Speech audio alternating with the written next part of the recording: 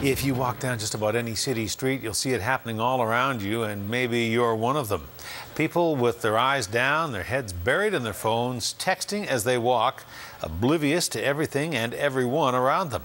It is not illegal, but police say it sure isn't safe, and it's getting worse. CTV's Andrew Johnson went looking for some phone offenders, some distracted pedestrians, and he joins us now with what he found. Andrew. Hudson, it did not take long at all to find people staring straight down at their phones instead of watching where they're going. And it was also not difficult to find a police officer who has had enough.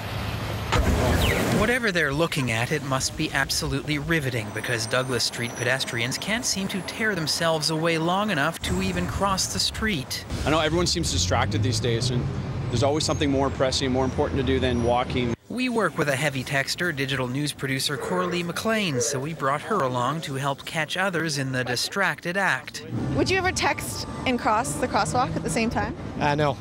How come? Just don't want to get hit by a car. Fear of injury doesn't seem to apply to everyone. Do you ever text and cross the crosswalk at the same time? Yes, I'm doing it right now. Do you find it's a little bit dangerous maybe, or? Yes. People staring at their smartphones have stumbled into fountains, walked into walls, and this guy just about bumped into a bear. Scientists have even come up with a new term to describe why people seem to have so much trouble walking and texting at the same time. It's called inattention blindness. And it happens because the human brain really only evolved to do one thing at a time. Police in one city in New Jersey have started handing out $85 tickets for texting and walking. Victoria officers can feel their frustration. Just 2 seconds ago, it was a lady that almost got hit by a pickup truck. She was walking, looking down at something. Take a look, running through a red light right there. Jaywalking there, it's $109 to jaywalk. What'd I do? You don't even realize when it's red for you, it's green for someone else, like cars. We did find a few people who at least pull over, so to speak, to keep out of everybody's path, but it seems only because they've learned the hard way. I bump into people and I don't do it very well. None of us do, which is why the experts say just put it away.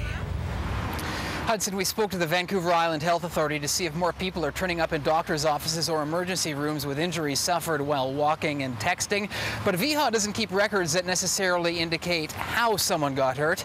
In the U.S., it's a different story, maybe due to health insurance. They keep more detailed records, and 1,000 people in 2008 were injured while walking, which was double the year before, and that number was double the year before that. So it's a 21st century problem that's on the rise. Remember the days when people just walked or waited in line with nothing to do? What did people do before they could have a cup of coffee in one hand and the phone in the other? That's, you know. We must have had longer attention spans. Want to ride bikes? Yeah. All right. Andrew, thank you. You're welcome.